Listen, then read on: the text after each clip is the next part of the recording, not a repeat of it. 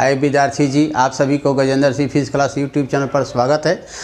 देखिए, हम 11 का यूनिट नंबर 1 पढ़ा रहे हैं जिसका नाम है यूनिट एंड डायमेंशन।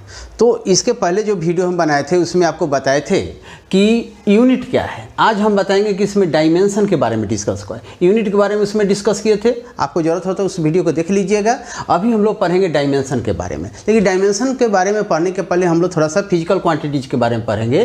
तो फिजिकल क्वांटिटी के बारे में पढ़ेंगे तो यहाँ पर आप देखेंगे कि फिजिकल क्वांटिटी वो होता है जो फिजिक्स के लॉ को फॉलो करता है, डायरेक्टली या इनडायरेक्टली। जो डायरेक्टली या इनडायरेक्टली फिजिक्स के लॉ को फॉलो करता है उसी को हम लोग फिजिकल क्वांटिटी कहते हैं। यानी physical quantities all those quantities which can measure by the law of physics directly और इनडायरेक्टली। देख लीजिए यहाँ पर लॉ ऑफ फिजिक्स डायरेक्टली और इनडायरेक्टली, इसी पर आपको ज़्यादा जोर देना है।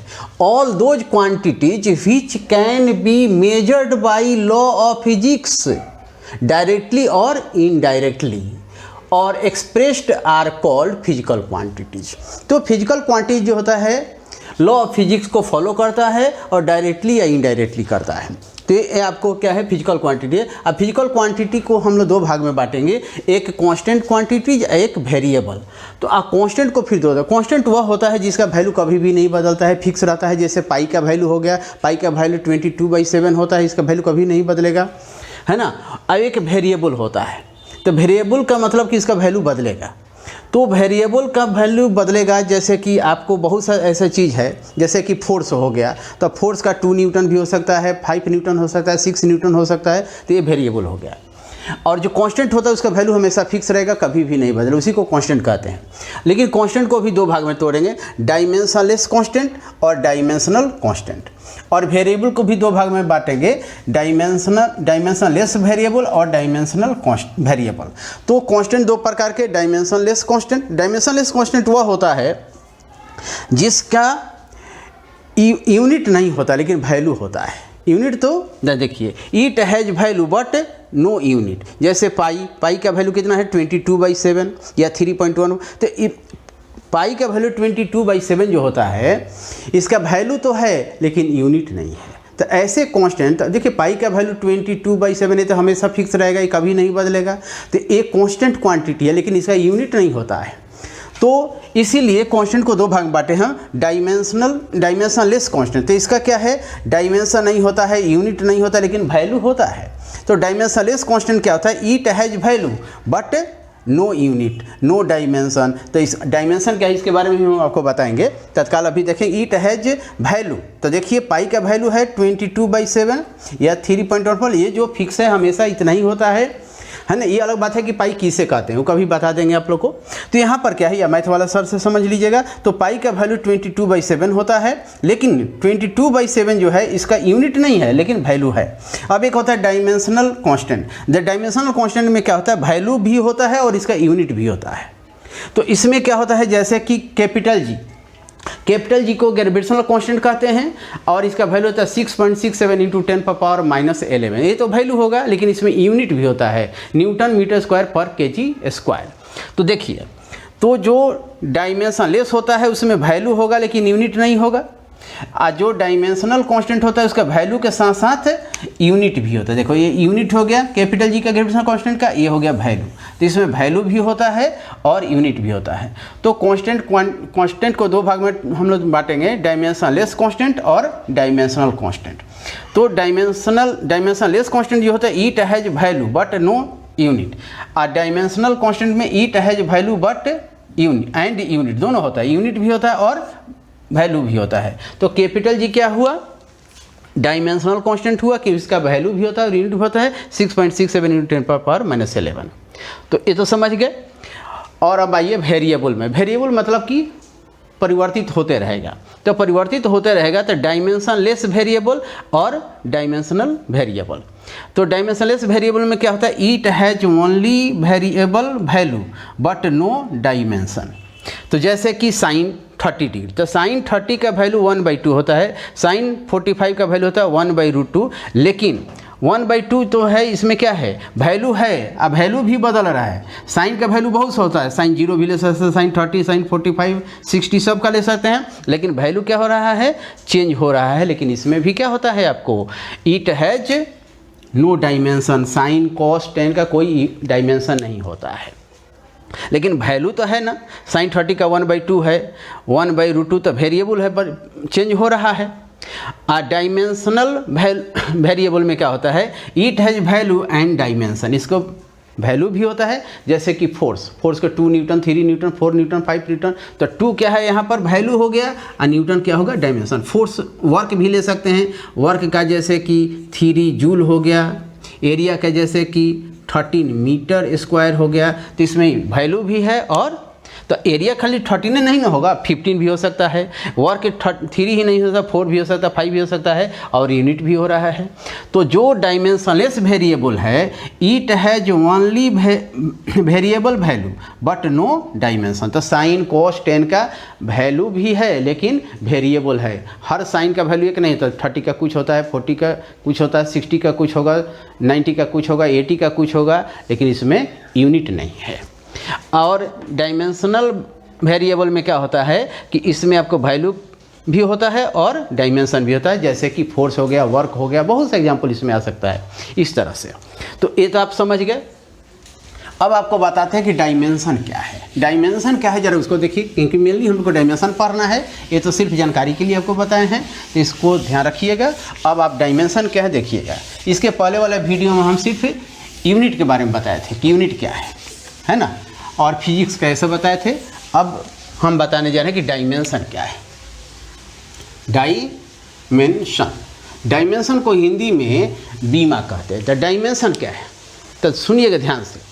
आपको बताए थे कि आप इस चैप्टर को ठीक ठीक समझना है तो फंडामेंटल और डिराइव को समझिएगा। तो उसमें बताए थे कि फंडामेंटल यूनिट क्या है, तो उसमें बताए थे कि those physical quantity unit, those physical quantity which is not depend upon another unit then equal fundamental unit, जो किसी पर डिपेंड नहीं करता वही फंडामेंटल यूनिट होता है। और डिराइव एक होता है those physical quantity unit which are depend upon fundamental unit then it equal derive unit. तो हम इस चैप्टर को पूरा समझना है तो डिराइव और फंडामेंटल को समझना है। एक बार और से फंडामेंटल बता देते हैं, those physical quantity unit which are not depend upon another unit then equal fundamental unit. और डिराइव का भी एक बार बताएं, those physical quantity which are depend upon fundamental unit then equal derive unit. अब है डायमेंशन। तो dimension is the power, dimension is the power, जैसे x पर पावर 7 हो गया, y पर पावर 8 हो गया, कुछ भी power, it is called power. तो देखिए यहाँ पर क्या है, पावर है। तो डायमेंशन इज द पावर, वह पावर नहीं जिसे मार के नाक फोड़ा जाता है, वो भी एक पावर है, ताकत है। तो dimension is the power to raise, raise माने उठाना, dimension is the power to raise fundamental unit. किसका पावर उठाएंगे, फंडामेंटल यूनिट। किस लिए, to obtain unit of any physical quantity.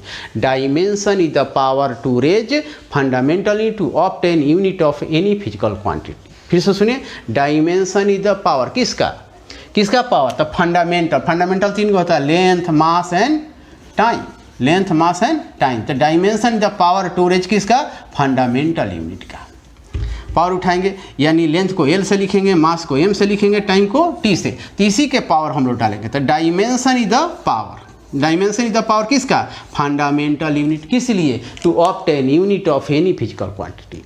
किसी भौतिक राशि के मात्रा प्राप्त करने के लिए मूल मात्रा को जिस घात से उठाया जाता है, जिस पावर से उठाया जाता है, उसी को हम लोग डायमेंशन कहते हैं। तो इसमें डायमेंशन क्या होगा, A डायमेंशन है, B डायमेंशन है, C डायमेंशन है। जैसे हम ऐसे लिखेंगे M L T T, यहाँ 3 4 7, तो M का डायमेंशन 3 हो गया, L का 4 हो गया और T का डायमेंशन 7 हो गया। यानी dimension is the power, dimension is the power to raise किसका, देख लीजिए यहाँ पर, फंडामेंटल यूनिट। किस लिए, to obtain unit of any physical quantity. एक बार फाइनली बोल देते हैं, dimension is the power to raise fundamental unit, 3 को होता है फंडामेंटल यूनिट, टू ऑब्टेन में प्राप्त करना, to obtain unit of any physical quantity. किसी भौतिक राशि का मात्रा प्राप्त करने की मूल मात्रा को जिस घात से उठाया जाता है उसे बीमा कहते हैं, यानी डायमेंशन कहते हैं। तो आपने देखा यहाँ पर कि डायमेंशन क्या है। तो डायमेंशन का समझ लीजिए कि डायमेंशन अब में क्या है, एक बार और बात सुना देते हैं आपको। Dimension is the power, number 1 बात, dimension power to raise fundamental unit to obtain unit of any physical quantity. दूसरी बात ये समझना है आपको कि डायमेंशन लिखना कैसे है। मेन इस चैप्टर में हम लोग को सीखना है कि डायमेंशन लिखा कैसे जाता है। तो फंडामेंटल यूनिट 3 को होता है, याद रखिएगा। डायमेंशन ऑफ मास, फिर दूसरा डायमेंशन ऑफ लेंथ, तीसरा डायमेंशन ऑफ टाइम। तो देखिए आप, ये तीनों फंडामेंटल है, mass, length, time. Fundamental unit derive को ध्यान रखना होगा, बिना डायमेंशन जब सीखना है तो बिना फंडामेंटल और डिराइव का नहीं होगा। तो फंडामेंटल यूनिट याद रखिए शॉर्टकट में, जो किसी पर डिपेंड नहीं करता फंडामेंटल है, और जो फंडामेंटल पर डिपेंड करता हुआ डिराइव है। तो तीन ही को फंडामेंटल है, लेंथ, मास एंड टाइम। तो मास का डायमेंशन याद रखिएगा m होगा, इसे घेरना भी जरूरी है। लेंथ का डायमेंशन l होता है और टाइम का t होता है। ये तीन को फंडामेंटल है। इसके बाद जितना भी हम लोग लिखेंगे वह सब इन्हीं तीनों के हेल्प से लिखाएगा। अगर एक चीज़ और देखें कि यूनिट अगर लिखना चाहते हैं तो मास का यूनिट kg होता है, लेंथ का यूनिट मीटर होता है और टाइम का सेकंड होता है। तो ये तो आपको डायमेंशन है, लेकिन ये क्या है, यूनिट है। तो मास का डायमेंशन m है लेकिन यूनिट kg है, लेंथ का डायमेंशन l है लेकिन यूनिट मीटर है, टाइम का डायमेंशन t है लेकिन यूनिट सेकेंड है। ऐसे सोचना है। तो dimension is the power, main power का खेला है। तो कैसे होगा पावर, इसमें देखेंगे। तीन को फंडामेंटल है, ये किसी पर डिपेंड नहीं करता है। इसके बाद जितना लिखेंगे इसी MLT के हेल्प से लिखाएगा। तो डायमेंशन ऑफ एरिया, देखिए एरिया इक्वल टू क्या होता है, लेंथ इंटू ब्रेथ, लंबाई गुने चौड़ाई। तो लेंथ का डायमेंशन l होगा, ब्रेथ का भी l होगा, कितना हो जाएगा, l स्क्वायर। तो यहाँ पावर आ गया कि नहीं, आपको मालूम होना चाहिए कि किसी भी चीज़ पर पावर 0 होता है तो उसका वैल्यू 1 होता है। तो चाहेंगे तो लिख सकते हैं m0 l square t power 0। इस तरह से भी डायमेंशन लिखने का प्रथा है। तो तीनों फंडामेंटल आ गया कि नहीं, लेकिन ओरिजिनल ये है, हम तीनों डालना चाहते हैं तो उस पर जो घट रहा है, जैसे m नहीं था, t नहीं था, तो उस पर पावर 0 करके हम लोग लिख सकते हैं इस तरह से। तो ये देखिए लेंथ का भी डायमेंशन l है और एरिया का भी l आ गया, लेकिन अंतर क्या हो गया, पावर हो गया। तो डायमेंशन इज द पावर, इस पावर को ही डायमेंशन है। Dimension the power to raise fundamental to obtain unit of any physical quantity. अब देखिए आपको 5 नंबर में डायमेंशन ऑफ वॉल्यूम, वॉल्यूम का डायमेंशन। वॉल्यूम बराबर क्या होता है, length into breadth, length into breadth I into height, height. तो लेंथ का डायमेंशन l हो गया, ब्रेथ का भी l हो गया और हाइट का भी l हो गया। देखिए लेंथ को भी मीटर से नापेंगे, ब्रेथ को भी मीटर से नापेंगे और हाइट को भी मीटर, इसलिए तीनों लेंथ के ही श्रेणी में आएगा, इसलिए l हो गया, इसलिए डायमेंशन होगा LQ। देखिए तो एरिया का भी l हुआ, वॉल्यूम का भी l हुआ, लेकिन पावर डिफरेंट कर गया कि नहीं, इस पर स्क्वायर है तो इस पर क्यू है, इसलिए dimension is the power to raise fundamentally to obtain unit of any physical quantity. तीनों में लिखना चाहते हैं तो l है, l तो है लेकिन m नहीं है और t नहीं है। तो क्या करेंगे, जो नहीं है उसके बदले में क्या करिएगा, m0 कर दीजिएगा, m पर पावर 0, LQ और t पर पावर 0। ये भी लिखने का प्रथा है ना। तो ऐसे लिख सकते हैं। एक आध गौर दिखा देते हैं हम लोग, देख लीजिए। तो यहाँ तक हो गया। तो मेन 3 गो है fundamental, length, mass and time, उसको उसी का यूज बार बार होगा। देखिए इसमें भी 3 गो यूज है, MLT बार बार यूज होगा। 6 नंबर में देख लीजिए डायमेंशन ऑफ वेलोसिटी, वेलोसिटी का फॉर्मूला होता है डिस्प्लेसमेंट बाई टाइम। तो डिस्प्लेसमेंट का डायमेंशन l होगा, क्योंकि ये भी डिस्प्लेसमेंट भी तो लेंथ ही है, मीटर में नापते हैं। जो चीज़ मीटर में नापेंगे उसको हम लोग लेंथ मानेंगे। और टाइम का होगा कितना, t।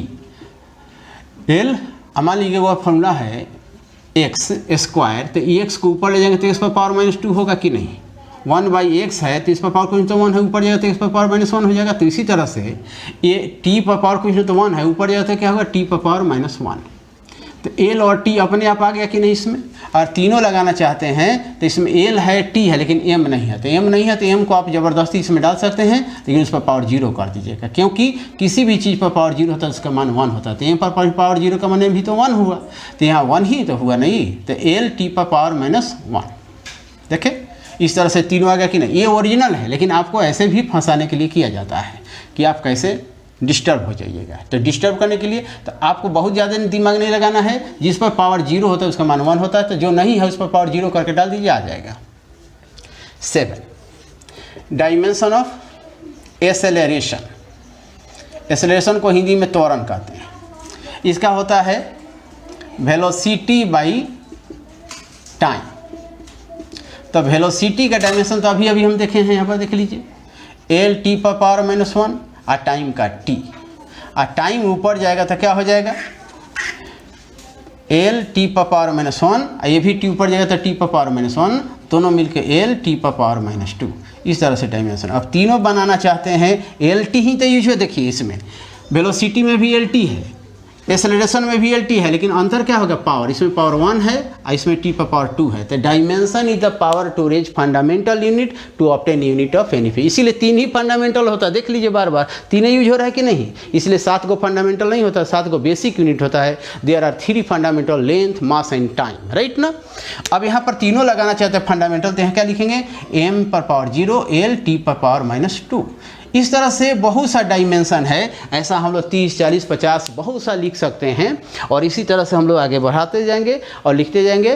तो बहुत है, तो हम कितना वीडियो में डालेंगे विद्यार्थी जी। इस तरह से आप लोग को समझ जाइए कि इसी तरह से डायमेंशन लिखाता है, और डायमेंशन लिखना कोई हेडक नहीं है। ध्यान रखिएगा कि 3 फंडामेंटल यूनिट है, और फंडामेंटल यूनिट के ही हेल्प से लिखाता है। जो फंडामेंटल यूनिट हो किसी पर डिपेंड नहीं करता है, और जो फंडामेंटल पर डिपेंड करता है तो डिराइव होता है। तो इसमें इस चैप्टर में आपको फंडामेंटल डिराइव पर अगर फोकस करके चलिएगा तो पूरा आराम से बन जाएगा। और इस तरह से हम इस वीडियो को समाप्त करते हैं विद्यार्थी जी। Thank you. आप लोग मेरे चैनल को सब्सक्राइब करिएगा, लाइक करिएगा और शेयर करिएगा। Thank you. ओके।